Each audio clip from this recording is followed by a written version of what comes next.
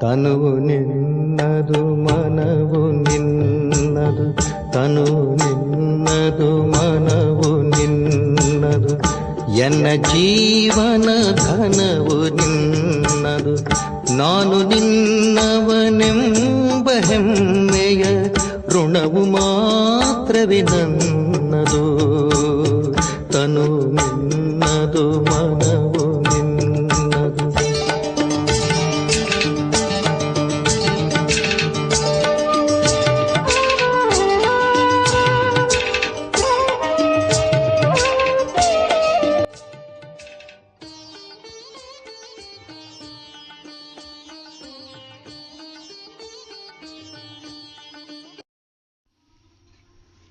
ಓಂ ಶಾಂತಿ. ದಿನಾಂಕ 18/8/2026 ಪ್ರಾತಃ ಮುರಳಿ ಬಾಪ್ದಾದ ಮಧುಬನ. ಮಧುರ ಮಕ್ಕಳೇ, ಹೇಳಿಕೆ ಕೇಳಿಕೆ ಮಾತುಗಳ ಮೇಲೆ ವಿಶ್ವಾಸವಿಡಬೇಡಿ. ಒಂದು ವೇಳೆ ಯಾರಾದರೂ ಉಲ್ಟಾ ಸುಲ್ಟಾ ಮಾತುಗಳನ್ನು ತಿಳಿಸಿದರೆ ಒಂದು ಕಿವಿಯಿಂದ ಕೇಳಿ ಇನ್ನೊಂದು ಕಿವಿಯಿಂದ ತೆಗೆದುಹಾಕಿರಿ. ಶಿವ ಭಗವಾನು ವಾಚ: ಮಧುರಾತಿ ಮಧುರ ಆತ್ಮಿಕ ಮಕ್ಕಳು, ನಿಮ್ಮನ್ನು ಪಡೆದ ನಾನು ಜಗತ್ತನ್ನೇ ಪಡೆದೆನು ಎಂಬ ಗೀತೆಯನ್ನು ಕೇಳಿದಿರಿ. ಅವಶ್ಯವಾಗಿ ಮಕ್ಕಳಿಗೆ ರೋಮಾಂಚನವಾಗಬೇಕು, ಏಕೆಂದರೆ ಖುಷಿಯಂತಹ ಔಷಧಿ ಇಲ್ಲವೆಂದು ಗಾಯನವಿದೆ. ಈಗ ನೀವೆಲ್ಲ ಆತ್ಮಿಕ ಮಕ್ಕಳಿಗೆ ಬೇಹದ್ದಿನ ತಂದೆ ಸಿಕ್ಕಿದ್ದಾರೆ. ಬೇಹದ್ದಿನ ತಂದೆ ಒಬ್ಬರೇ ಆಗಿದ್ದಾರೆ ಮತ್ತು ಮಕ್ಕಳಿಗೆ ತಿಳಿದಿದೆ, ಯಾವಾಗ ಅನ್ಯರೆಲ್ಲರೂ ಬಂದು ಮಕ್ಕಳಾಗುವರೋ ಅವರಿಗೂ ರೋಮಾಂಚನವಾಗುವುದು. ನೀವು ತಿಳಿದುಕೊಂಡಿದ್ದೀರಿ, ನಮ್ಮ ರಾಜ್ಯವಿತ್ತು, ನಂತರ ರಾಜ್ಯವನ್ನು ಕಳೆದುಕೊಂಡೆವು, ಈಗ ಪುನಃ ರಾಜ್ಯವನ್ನು ಪಡಿತೇವೆ. ಭಾರತವಾಸಿಗಳಿಗಾಗಿ ಇದು ಖುಷಿಯ ಸಮಾಚಾರವಾಗಿದೆಯಲ್ಲವೇ? ಆದರೆ ಚೆನ್ನಾಗಿ ಕೇಳಿಸಿಕೊಂಡು ತಿಳಿದುಕೊಂಡಾಗ ಮಾತ್ರ. ನಿಜವಾಗಿಯೂ ಇದು ಖುಷಿಯ ಮಾತಲ್ಲವೇ? ಕಲ್ಪಕಲ್ಪವೂ ತಂದೆ ಬರ್ತಾರೆ. ತಂದೆಯ ಜನ್ಮ ಇಲ್ಲಿಯೇ ಗಾಯನವಿದೆ. ಹಬ್ಬಗಳೆಲ್ಲವೂ ಈ ಸಮಯದ್ದಾಗಿದೆ. ತಂದೆ ಬಂದು ನಿಮಗೆ ಬಹಳ ಸಹಜ ಮಾರ್ಗವನ್ನು ತಿಳಿಸಿದ್ದಾರೆ. ಮನುಷ್ಯರಿಗಂತೂ ಅನೇಕ ಪ್ರಕಾರದ ಚಿಂತೆ ಇದೆ. ಇಲ್ಲಿ ಈ ಜ್ಞಾನದ ಖುಷಿಯಲ್ಲಿ ಆ ಚಿಂತೆ, ದುಃಖ ಇತ್ಯಾದಿಗಳೆಲ್ಲವೂ ವಿಸ್ಮೃತಿಯಾಗ್ತವೆ. ಹೇಗೆ ಯಾವುದೇ ಕಾಯಿಲೆ ವಾಸಿಯಾಗುವ ಸಮಯದಲ್ಲಿ ಎಲ್ಲರಿಗೆ ಖುಷಿಯಾಗ್ತದೆ, ಕಾಯಿಲೆ ಮೊದಲಾದ ದುಃಖದ ಮಾತುಗಳು ಮರೆತು ಹೋಗ್ತವೆ. ಮಾವನ ಮನೆ, ತಂದೆಯ ಮನೆ, ಮಿತ್ರ ಸಂಬಂಧಿ ಮೊದಲಾದವರೆಲ್ಲರೂ ಖುಷಿಯಲ್ಲಿ ಬರ್ತಾರೆ. ನೀವು ಮಕ್ಕಳು ತಿಳಿದುಕೊಂಡಿದ್ದೀರಿ, ನಾವೆಲ್ಲರೂ ವಿಶ್ವದ ಮಾಲೀಕರಾಗಿದ್ದೆವು. ನಂತರ ರಾವಣ ಶಾಪ ಕೊಟ್ಟಿದ್ದಾನೆ. ಇದು ಚಿಂತೆ, ದುಃಖದ ಪ್ರಪಂಚವಾಗಿದೆ. ಮತ್ತೆ ನಾಳೆ ಖುಷಿಯ ಪ್ರಪಂಚವಾಗುವುದು. ಖುಷಿಯ ಪ್ರಪಂಚ ನೆನಪಿನಲ್ಲಿದ್ದರೆ ಚಿಂತೆ, ದುಃಖ ಇತ್ಯಾದಿಗಳೆಲ್ಲವನ್ನೂ ಮರೆತು ಹೋಗಬೇಕು. ಇದು ತಮೋ ಪ್ರಧಾನ ಪ್ರಪಂಚವಾಗಿದೆ. ಭಿನ್ನ ಭಿನ್ನ ಪ್ರಕಾರದ ಕರ್ಮ ಭೋಗವಿದೆ. ಅಬಲೆಯರ ಮೇಲೆ ಎಷ್ಟೊಂದು ಅತ್ಯಾಚಾರಗಳಾಗ್ತವೆ. ಅನೇಕ ಪ್ರಕಾರದ ವಿಘ್ನಗಳು ಬರ್ತವೆ. ಈ ವಿಘ್ನಗಳು ಕರ್ಮಭೋಗದ ದಿನಗಳು ಇನ್ನು ಸ್ವಲ್ಪವೇ ಸಮಯವಿರುವುದು. ತಂದೆ ಧೈರ್ಯ ಕೊಡ್ತಾರೆ. ಇನ್ನು ಕೆಲವೇ ದಿನಗಳಿವೆ. ಕಲ್ಪದ ಮೊದಲು ಆಗಿತ್ತು. ಕರ್ಮಭೋಗದ ಲೆಕ್ಕಾಚಾರ ಮುಗಿಯಬೇಕಾಗಿದೆ. ಖುಷಿಯಲ್ಲಿ ಎಲ್ಲವನ್ನೂ ಮರೀತಾ ಹೋಗಿರಿ. ಕೇವಲ ತಂದೆ ಮತ್ತು ಆಸ್ತಿಯ ನೆನಪು ಮಾಡ್ತಾ ಇರಿ. ಯಾವುದೇ ಉಲ್ಟಾ ಸುಲ್ಟಾ ಕೆಲಸ ಮಾಡಬೇಡಿ. ಇಲ್ಲವಾದರೆ ಇನ್ನೂ ಶಿಕ್ಷೆಯಾಗ್ತದೆ, ಪದವಿ ಭ್ರಷ್ಟವಾಗ್ತದೆ. ಒಬ್ಬ ತಂದೆಯ ನೆನಪು ಮಾಡುವುದು ಮಕ್ಕಳ ಕರ್ತವ್ಯವಾಗಿದೆ. ತಂದೆ ತಿಳಿಸ್ತಾರೆ, ನನ್ನ ನೆನಪು ಮಾಡಿದರೆ ನಿಮ್ಮ ಕರ್ಮಗಳು ವಿನಾಶವಾಗ್ತವೆ, ಲೆಕ್ಕಾಚಾರವೂ ಸಮಾಪ್ತಿಯಾಗ್ತದೆ. ಇನ್ನು ಸ್ವಲ್ಪವೇ ಸಮಯವಿದೆ. ಲೆಕ್ಕಾಚಾರಗಳನ್ನು ಮುಗಿಸ್ತಾ ಹೋಗಿರಿ. ಏಕೆಂದರೆ ನೀವು ಅಂಧರಿಗೆ ಊರುಗೋಲಾಗಿದ್ದೀರಿ. ನೀವೂ ನೆನಪು ಮಾಡಿ ಅನ್ಯರಿಗೂ ಮಾರ್ಗ ತಿಳಿಸಿ. ವಿಘ್ನಗಳು ಬಹಳ ಬರ್ತವೆ. ಎಷ್ಟು ಸಾಧ್ಯವೋ ಎಲ್ಲರಿಗೂ ಇದನ್ನು ತಿಳಿಸ್ತಾ ಇರಿ. ತಂದೆಯ ನೆನಪು ಮಾಡಿ. ಈ ಶಬ್ದ ಪ್ರಸಿದ್ಧವಾಗಿದೆ. ಮನ್ಮನಾಭವ ಅರ್ಥಾತ್ ಹೇ ಆತ್ಮರೇ, ನನ್ನೊಬ್ಬನನ್ನೇ ನೆನಪು ಮಾಡಿ ಆಗ ನಿಮ್ಮ ಹಿಂದಿನ ವಿಕರ್ಮಗಳು ಭಸ್ಮವಾಗ್ತವೆ. ಇದರಲ್ಲಿ ತಬ್ಬಿಬ್ಬಾಗುವ ಮಾತೇ ಇಲ್ಲ. ಕೇವಲ ತಂದೆಯ ನೆನಪು ಮಾಡಿದರೆ ತಮೋಪ್ರಧಾನರಿಂದ ಸತೋಪ್ರಧಾನರಾಗುವಿರಿ. ನೀವು ತಿಳಿದುಕೊಂಡಿದ್ದೀರಿ 84 ಜನ್ಮಗಳ ಚಕ್ರವನ್ನು ಸುತ್ತಿದ್ದೇವೆ, ಚಕ್ರವನ್ನು ಸುತ್ತುತ್ತಾ ಬಂದಿದ್ದೇವೆ, ಸುತ್ತುತ್ತಲೇ ಇರ್ತೇವೆ. ಇದು ಹಳೆಯ ಪ್ರಪಂಚ, ಹಳೆಯ ವಸ್ತ್ರವಾಗಿದೆ. ಇದನ್ನು ಮರೆಯಬೇಕಾಗಿದೆ. ಇದು ಆತ್ಮನ ಬೇಹದ್ದಿನ ಸನ್ಯಾಸವಾಗಿದೆ. ಅವರದ್ದು ಹದ್ದಿನ ಸನ್ಯಾಸವಾಗಿದೆ. ಮನೆ ಮಠವನ್ನು ಬಿಟ್ಟು ಹೋಗ್ತಾರೆ. ಅವರದ್ದೂ ಸಹ ಡ್ರಾಮಾದಲ್ಲಿ ಪಾತ್ರವಿದೆ. ಮುಂದಿನ ಕಲ್ಪದಲ್ಲಿಯೂ ಇದೇ ರೀತಿಯಾಗುವುದು. ಕ್ಷಣ ಕ್ಷಣ ಯಾವುದು ಕಳೆದು ಹೋಯಿತೋ ಅದು ಡ್ರಾಮಾ, ಪುನಃ ಅದೇ ಡ್ರಾಮಾ ಪುನರಾವರ್ತನೆಯಾಗುವುದು. ಶಾಸ್ತ್ರಗಳೆಲ್ಲವೂ ಭಕ್ತಿ ಮಾರ್ಗದ ಪುಸ್ತಕಗಳಾಗಿವೆ. ಭಕ್ತಿಯ ನಂತರ ಜ್ಞಾನವಿರ್ತದೆ. ಈ ಏಣಿಯ ಚಿತ್ರದ ಬಗ್ಗೆ ಅನ್ಯರಿಗೆ ಬಹಳ ಸಹಜವಾಗಿ ತಿಳಿಸಬಹುದಾಗಿದೆ. ಮುಖ್ಯವಾಗಿರುವ ಚಿತ್ರಗಳನ್ನು ತಮ್ಮ ಮನೆಯಲ್ಲಿಯೂ ಇಟ್ಟುಕೊಳ್ಳಿರಿ. ತ್ರಿಮೂರ್ತಿ ಚಿತ್ರ ಬಹಳ ಸ್ಪಷ್ಟವಾಗಿದೆ. ಮೇಲೆ ಶಿವನೂ ಇದ್ದಾರೆ, ಬ್ರಹ್ಮ ವಿಷ್ಣು ಶಂಕರರೂ ಇದ್ದಾರೆ.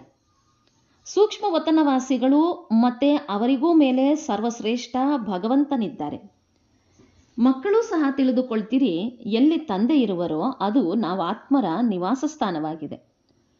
ಅದಕ್ಕೆ ನಿರ್ವಾಣಧಾಮವೆಂದಾದರೂ ಹೇಳಿ, ಶಾಂತಿಧಾಮವೆಂದಾದರೂ ಹೇಳಿ, ಒಂದೇ ಮಾತಾಗಿದೆ. ಶಾಂತಿಧಾಮದ ಹೆಸರು ಸರಿಯಾಗಿದೆ. ನಿರ್ವಾಣಧಾಮ ಅರ್ಥಾತ್ ವಾಣಿಯಿಂದ ದೂರವಿರುವ ಧಾಮ, ಅದು ಶಾಂತಿಧಾಮವಾಯಿತು. ಅದು ಶಾಂತಿಧಾಮ. ನಂತರ ಸುಖ ಮತ್ತು ಶಾಂತಿ, ಸಂಪತ್ತಿ ಧಾಮವಿರುವುದು.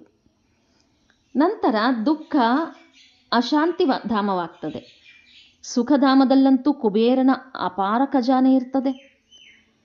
ಇಂದು ಹೇಗಿದೆ, ನಾಳೆ ಏನಾಗುವುದು? ಇಂದು ಕಲಿಯುಗದ ಅಂತ್ಯ, ನಾಳೆ ಸತ್ಯಯುಗದ ಆದಿಯಾಗುವುದು. ಹಗಲು ರಾತ್ರಿಯ ಅಂತರವಿದೆಯಲ್ಲವೇ? ಬ್ರಹ್ಮ ಮತ್ತು ಬ್ರಹ್ಮ ಮುಖವಂಶಾವಳಿ ಬ್ರಾಹ್ಮಣರ ದಿನ ಮತ್ತು ರಾತ್ರಿ ಎಂದು ಹೇಳ್ತಾರೆ. ದಿನದಲ್ಲಿ ದೇವತೆಗಳು, ರಾತ್ರಿಯಲ್ಲಿ ಶೂದ್ರರಿರ್ತಾರೆ. ನೀವು ಬ್ರಾಹ್ಮಣರು ಮಧ್ಯದಲ್ಲಿದ್ದೀರಿ. ಈ ಸಂಗಮಯುಗದ ಬಗ್ಗೆ ಯಾರಿಗೂ ತಿಳಿದಿಲ್ಲ. ಮನುಷ್ಯರು ಸಂಪೂರ್ಣ ಘೋರ ಅಂಧಕಾರದಲ್ಲಿದ್ದಾರೆ ಎಂದ ಮೇಲೆ ಪ್ರಕಾಶತೆಯಲ್ಲಿ ತರುವುದು ನಿಮ್ಮ ಕರ್ತವ್ಯವಾಗಿದೆ. ಈಗ ಮುಂದೆ ಅದೇ ಮಹಾಭಾರತ ಯುದ್ಧವಿದೆ, ಗಾಯನವಿದೆ.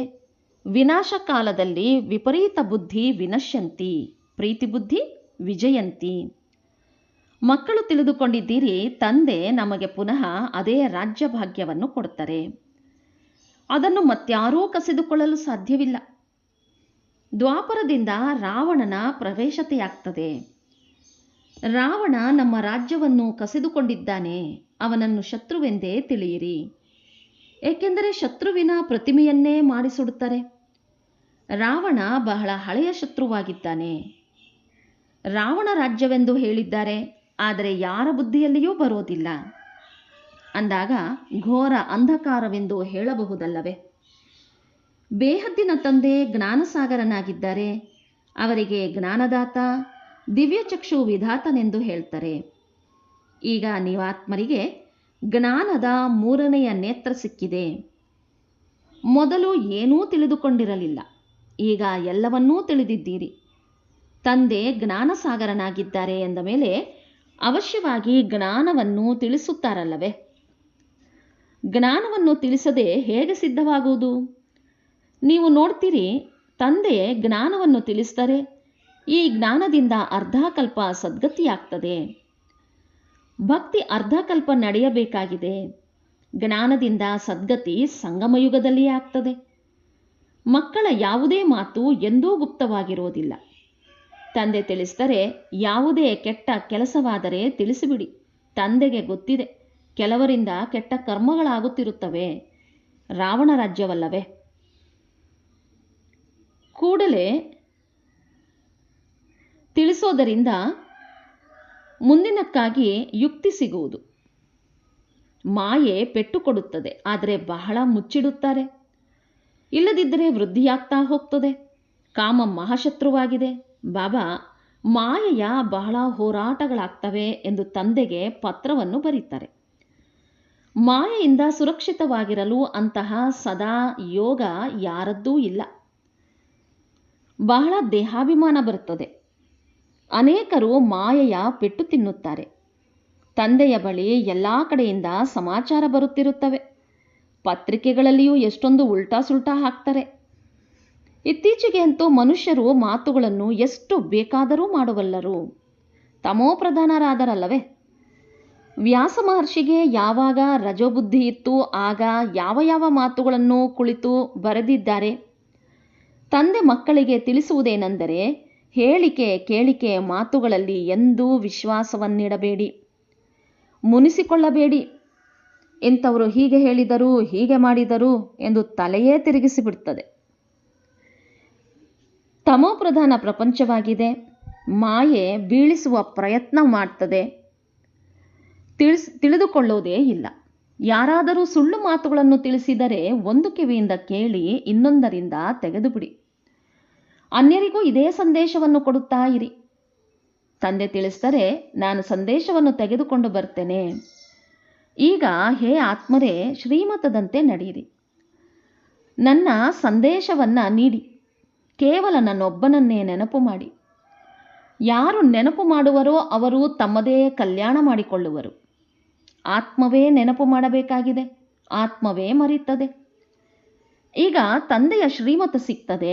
ಇದರಲ್ಲಿ ಆಶೀರ್ವಾದ ಅಥವಾ ದಯೆ ಇತ್ಯಾದಿಗಳನ್ನೇನೂ ಕೇಳುವಂತಿಲ್ಲ. ಕೇವಲ ತಂದೆಯ ನೆನಪು ಮಾಡಬೇಕು ಮತ್ತು ಅನ್ಯ ಆತ್ಮರುಗಳನ್ನು ಕೇಳುವ ಅವಶ್ಯಕತೆಯೇ ಬರುವುದಿಲ್ಲ. ಅನ್ಯ ಮಾತುಗಳನ್ನು ಕೇಳುವ ಅವಶ್ಯಕತೆಯೇ ಇರುವುದಿಲ್ಲ. ಸೃಷ್ಟಿ ಚಕ್ರ ಹೇಗೆ ಸುತ್ತುತ್ತದೆ ಎಂಬುದನ್ನಂತೂ ಕೇಳಿದಿರಿ. ಇದರಲ್ಲಿ ಯಾವುದೇ ಕಿರಿಕಿರಿಯ ಮಾತಿಲ್ಲ. ಘೋರ ಅಂಧಕಾರದಲ್ಲಿಯೇ ತಂದೆ ಬರ್ತಾರೆ. ಆದ್ದರಿಂದ ಶಿವರಾತ್ರಿಯನ್ನು ಆಚರಿಸ್ತಾರೆ. ಕೃಷ್ಣನ ಜನ್ಮವನ್ನೂ ಸಹ ರಾತ್ರಿಯಲ್ಲೇ ಆಚರಿಸ್ತಾರೆ. ಮಂದಿರಗಳಲ್ಲಿ ರಾತ್ರಿಯ ಸಮಯ ಪಾಯಸ, ಪೂರಿ ಇತ್ಯಾದಿಗಳು ತಯಾರಾಗ್ತವೆ. ಅಂದ ಮೇಲೆ ಶಿವನಿಗಾಗಿ ಏನು ಮಾಡಿಸುತ್ತೀರಿ? ಅವರಂತೂ ನಿರಾಕಾರನಾಗಿದ್ದಾರೆ. ಯಾರಿಗೂ ಅರ್ಥವಾಗೋದಿಲ್ಲ. ತಂದೆ ಯಾವ ಗಳಿಗೆ ಬರ್ತಾರೆ ಮತ್ತು ಹೇಗೆ ಹೊರಟು ಹೋಗ್ತಾರೆ, ಸದಾ ಸವಾರಿ ಮಾಡೋದಿಲ್ಲ. ಬರುತ್ತಾರೆ ಮತ್ತು ಹೊರಟು ಹೋಗ್ತಾರೆ. ಈಗ ನೀವು ಮಕ್ಕಳು ತಿಳಿದುಕೊಂಡಿದ್ದೀರಿ, ನಾವು ಶಿವನ ಮೊಮ್ಮಕ್ಕಳಾಗಿದ್ದೇವೆ. ಅವರಿಂದ ಆಸ್ತಿ ಸಿಗ್ತದೆ. ಬ್ರಹ್ಮರವರಿಗೂ ಸಹ ಅವರಿಂದಲೇ ಆಸ್ತಿ ಸಿಗ್ತದೆ. ಇವರೂ ಮನುಷ್ಯನಲ್ಲವೇ? ಸದ್ಗತಿಯಲ್ಲಿ ಮೊದಲಿನ ನಂಬರಿನವರು ಈ ಶ್ರೀಕೃಷ್ಣನಾಗಿದ್ದಾರೆ. ಕೃಷ್ಣ ಎಲ್ಲರಿಗೆ ಪ್ರಿಯವಾಗಿದ್ದಾನೆ. ಸತೋಪ್ರಧಾನ ಬಾಲ್ಯಾವಸ್ಥೆಯಲ್ಲವೇ? ಸ್ವಲ್ಪ ದೊಡ್ಡವರಾದ ಮೇಲೆ ಅವರಿಗೆ ಸತೋ ಎಂದು ಹೇಳಲಾಗ್ತದೆ. ಮತ್ತೆ ರಜೋ ತಮೋ. ಶ್ರೀಕೃಷ್ಣ, ರಾಧೆಯೇ ಮತ್ತೆ ಲಕ್ಷ್ಮೀನಾರಾಯಣರಾಗ್ತಾರೆ. ಯಾರಿಗೆ ತಂದೆ ಜ್ಞಾನ ಕೊಟ್ಟಿದ್ದಾರೆಯೋ ಅವರಿಗೇ ಕೊಡ್ತಾರೆ. ಭಾರತದಲ್ಲಿಯೇ ದೇವಿ ದೇವತೆಗಳು ಬಂದು ಹೋಗಿದ್ದಾರೆ. ಆದ್ದರಿಂದ ಮಂದಿರಗಳು ಭಾರತದಲ್ಲಿಯೇ ಬಹಳಷ್ಟಿವೆ. ಕ್ರಿಶ್ಚಿಯನ್ನರ ಚರ್ಚಿನಲ್ಲಿ ಕ್ರೈಸ್ತನ್ನು ನೋಡುತ್ತೀರಿ, ಆದರೆ ದೇವತೆಗಳ ಮಂದಿರಗಳು ನೋಡಿ ಎಷ್ಟೊಂದಿವೆ. ತಂದೆ ನಮ್ಮನ್ನು ಮನುಷ್ಯನಿಂದ ದೇವತೆಗಳನ್ನಾಗಿ ಮಾಡಲು ಅಥವಾ ಭಾರತವನ್ನು ಸ್ವರ್ಗವನ್ನಾಗಿ ಮಾಡಲು ಬಂದಿದ್ದಾರೆ.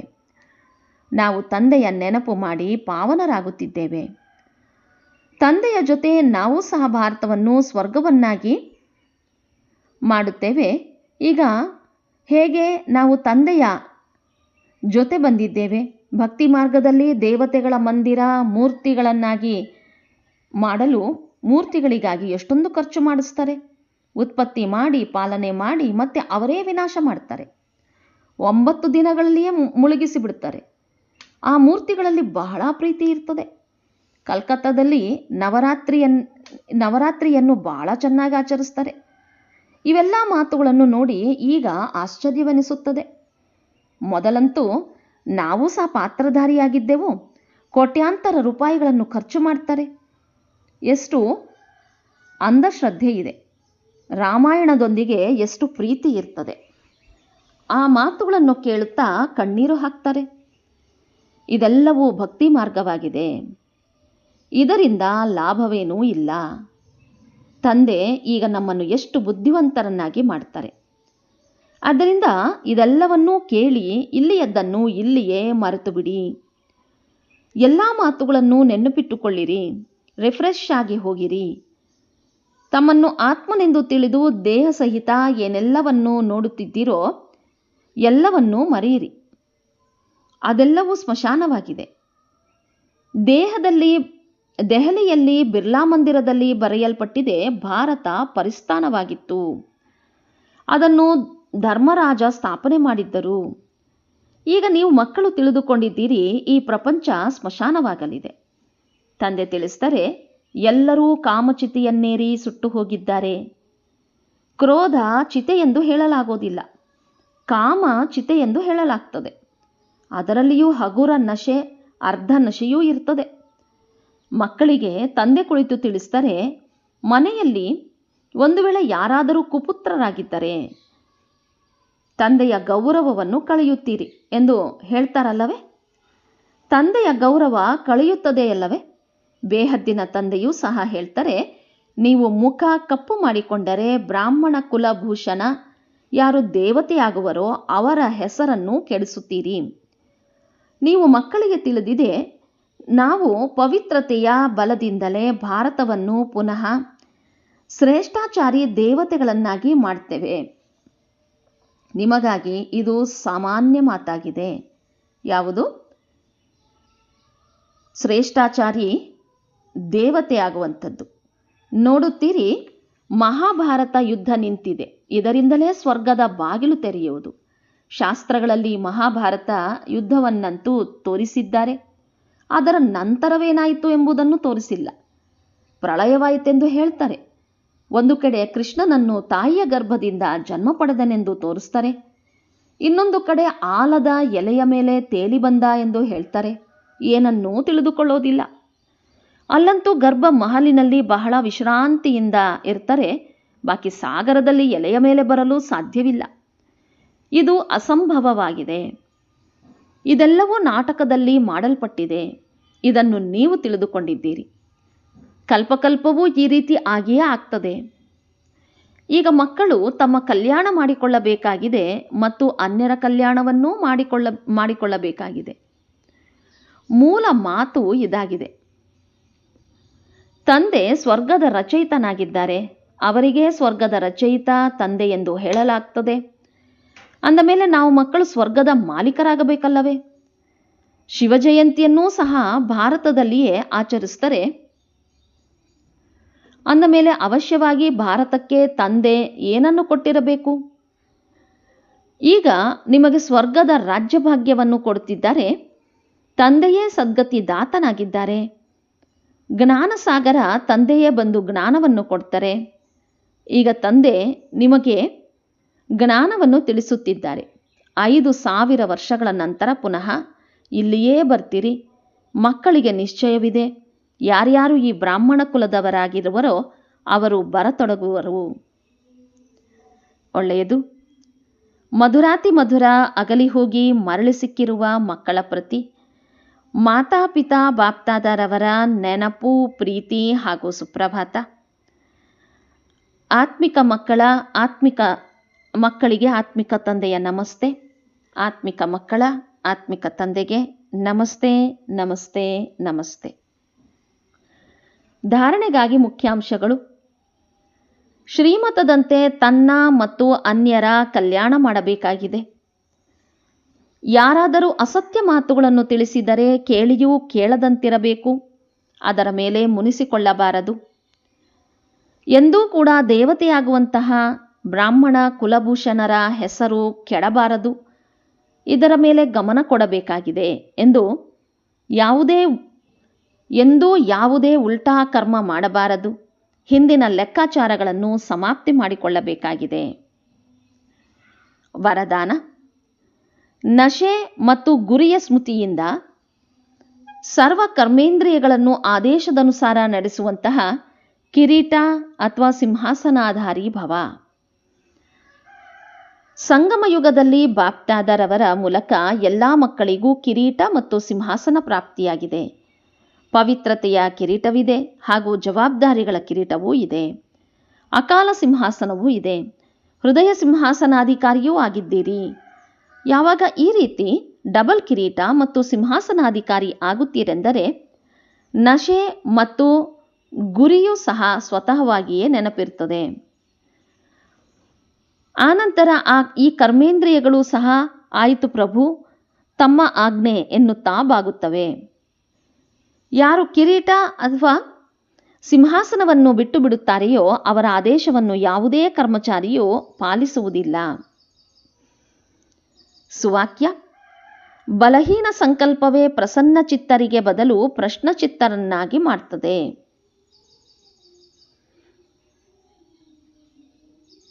ಅವ್ಯಕ್ತ ಸೂಚನೆ: ಅಪವಿತ್ರತೆಯ ಬೀಜವನ್ನು ಸಮಾಪ್ತಿ ಮಾಡಿ ಸಂಪೂರ್ಣ ಸ್ವಚ್ಛ ಆಗಿರಿ. ಈಶ್ವರೀಯ ಸೇವೆಯ ಬಹಳ ದೊಡ್ಡ ಪುಣ್ಯವಾಗಿದೆ ಪವಿತ್ರತೆಯ ದಾನ ಮಾಡುವುದು. ಪವಿತ್ರ ಆಗುವುದು ಹಾಗೂ ಅನ್ಯರನ್ನೂ ಮಾಡುವುದೇ ಪುಣ್ಯಾತ್ಮ ಆಗುವುದಾಗಿದೆ. ಏಕೆಂದರೆ ಯಾವುದೇ ಆತ್ಮನನ್ನು ಆತ್ಮಘಾತ ಮಹಾಪಾಪದಿಂದ ಬಿಡಿಸುತ್ತೀರಿ. ಅಪವಿತ್ರತೆ ಅಪಘಾತವಾಗಿದೆ, ಅಪವಿತ್ರ ಜೀವದಾನ ಆಗಿದೆ. ಪವಿತ್ರತೆ ಜೀವದಾನವಾಗಿದೆ. ಇಂದಿನ ಮುರಳಿಯ ಪ್ರಶ್ನೋತ್ತರ: ಯಾವ ಮಕ್ಕಳು ಜ್ಞಾನದ ಖುಷಿಯಲ್ಲಿರುವರೋ ಅವರ ಚಿಹ್ನೆಗಳೇನಿರುವುದು? ಅವರು ಹಳೆಯ ಕರ್ಮಭೋಗದ ಲೆಕ್ಕಾಚಾರಗಳನ್ನು ಆ ಖುಷಿಯಲ್ಲಿ ಮರೆಯುತ್ತಾ ಹೋಗ್ತಾರೆ. ಜ್ಞಾನದ ಖುಷಿಯಲ್ಲಿ ದುಃಖ, ನೋವು, ಚಿಂತೆಯ ಪ್ರಪಂಚವೇ ಮರೆತು ಹೋಗ್ತದೆ. ಬುದ್ಧಿಯಲ್ಲಿರ್ತದೆ, ಈಗಂತೂ ನಾವು ಖುಷಿಯ ಪ್ರಪಂಚಕ್ಕೆ ಹೋಗ್ತಿದ್ದೇವೆ. ರಾವಣ ಶಾಪಗ್ರಸ್ತರನ್ನಾಗಿ ಮಾಡಿ ದುಃಖಿಗಳನ್ನಾಗಿ ಮಾಡುವನು. ಈಗ ತಂದೆ ಆ ದುಃಖದ ಚಿಂತೆಯ ಪ್ರಪಂಚದಿಂದ ಬಿಡಿಸಿ ಖುಷಿಯ ಪ್ರಪಂಚದಲ್ಲಿ ಕರೆದುಕೊಂಡು ಹೋಗಲು ಬಂದಿದ್ದಾರೆ. ಒಳ್ಳೆಯದು. ಓಂ ಶಾಂತಿ.